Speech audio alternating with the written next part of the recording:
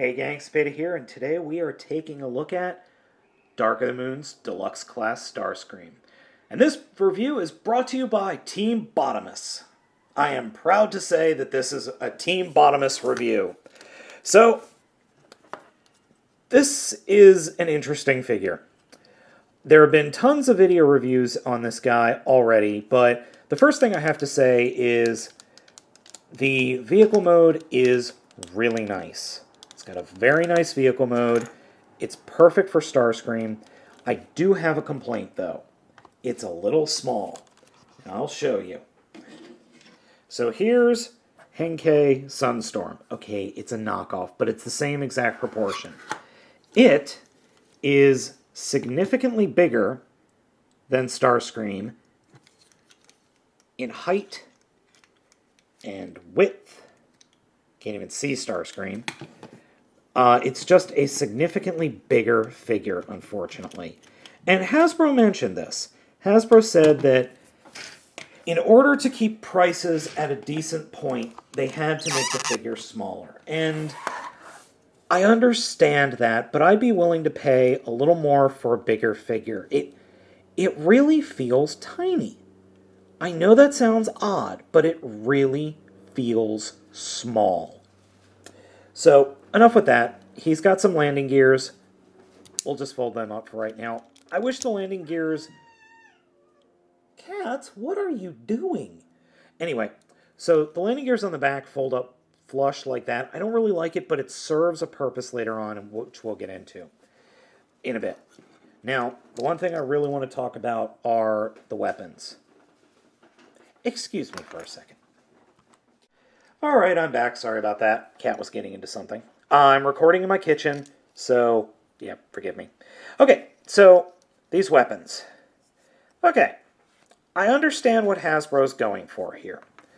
The weapon is they're supposed to combine, and this actually is pretty cool. This is kind of like a switchblade that points out, but the blade is only there. There's a huge rest of this thing. Now, this thing is kind of broken, and I wasn't expecting this thing to be perfect or working well, but you put it together and you start fiddling with it a little, and it just collapses on you, unfortunately. There's nothing I can really do about that. It's because the force to push this up is such that it's actually pushing this peg out, and it just doesn't hold together that well. And to be honest, this is the most useless double-bladed weapon I have ever seen. There's no blade. I mean, you've got points that, okay, here's a blade, but there's blade exposed, but it's being blocked by whatever this is, which is the gun, and it's just stupid. I'm sorry, it's as mech tech, nice try, but see you again next time.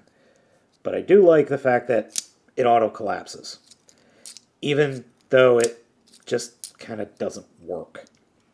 So on one arm you can have him shooting this, and on the other arm you could have this being pointed out as a weapon.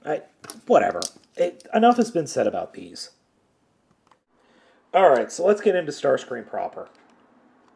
Transformation is pretty darn interesting, I gotta say. It's not what I expected. And it took a while for me to figure out the transformation, because I didn't get any instructions. Bad Bottomus. Nose cone, completely rubber.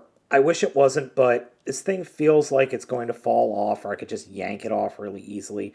It's held in with that metal pin, but it just feels like it's going to fall off. Anyway, so first thing we're going to do is come into the undercarriage. And the undercarriage is actually packaged quite nicely. These two spots right here are what form the arms. So we'll go ahead and start here. We'll just fold out these points from underneath the undercarriage, and they'll fold 90 degrees out. And then you'll just continue to pull on them gently so that they fully extend what will become the arms. Next, we'll come up here and fold, well, we don't want to fold that flat yet. These wings here with where the guns actually peg into, they're on a slide. You see these metal pins? they actually slide straight up.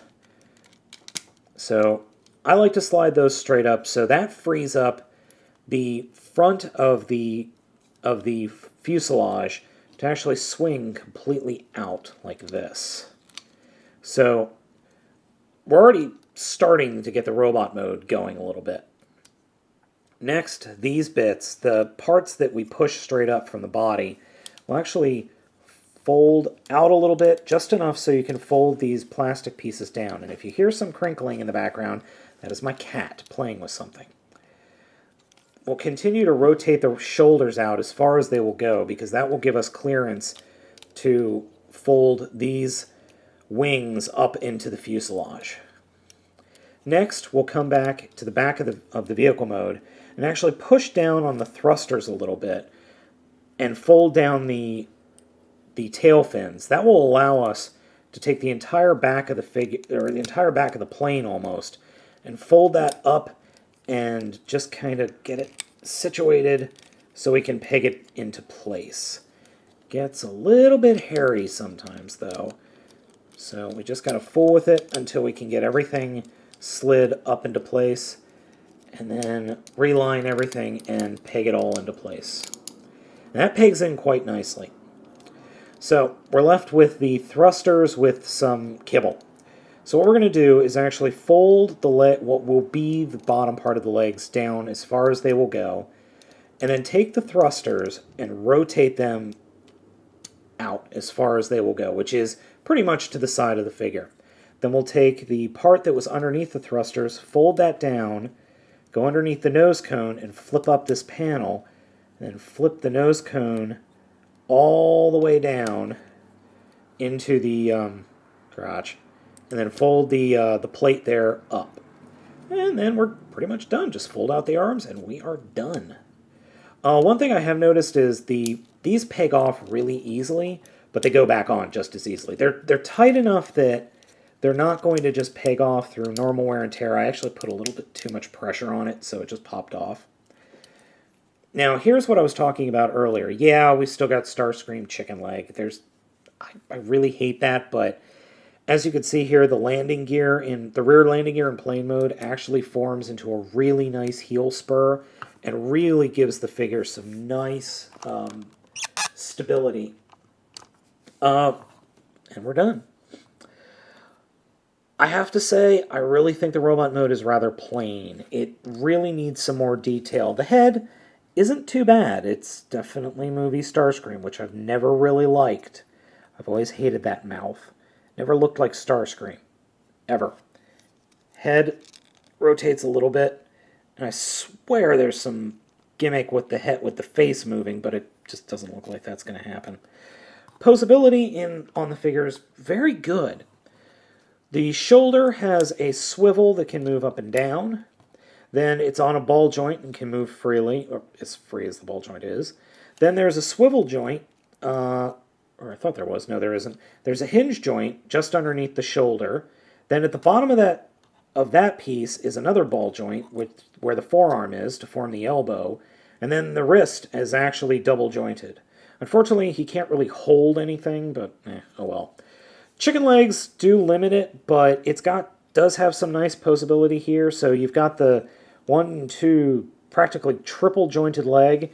Unfortunately, the heel spur landing gear is a solid piece, and that thing isn't moving, but the toes can fold up, so you can get kind of a toe kick.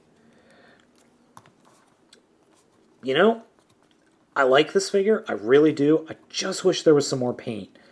I'm probably gonna take one of my Gundam markers and fill in all this area here, and fill in some more of his legs and some more of his forearms. But otherwise, the paint is not that bad. I just don't like the gray color is a little bit annoying. I would have liked some more definition to him, but that's what we get with the realistic Transformers. So the weapons can plug onto both arms. There are pegs for that and other mech-tech weapons. So I like to pose the one that has the obvious sword sticking off of it, and then I like to pose the other with the gun. And it doesn't look bad, I just don't like the weapons. So what we're going to do is steal some weapons. Unfortunately, my Starscream is currently in storage, and I didn't feel like digging him out, but this will work just fine. Yeah, I realize the colors aren't exactly all there, but you know what? That looks infinitely better. Maybe. But also, you can also store everything on his back, which works. It looks silly, but it actually doesn't look that bad at all. It's a little big.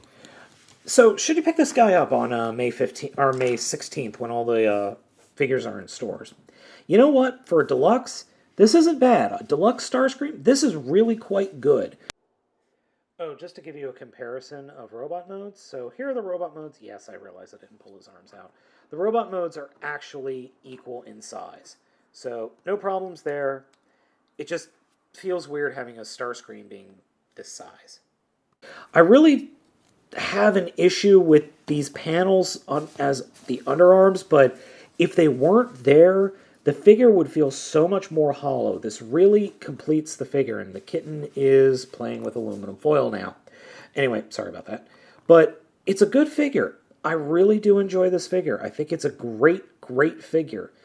And I think it's a nice way of engineering.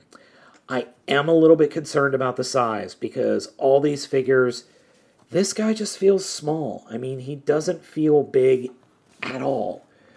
But it's not bad. It really isn't bad. I thought I wouldn't like it, but it's turned out to be a really good figure. And like I said, I recommend you pick up this guy because, well, I mean, he's a deluxe Starscream. He's practically mandatory.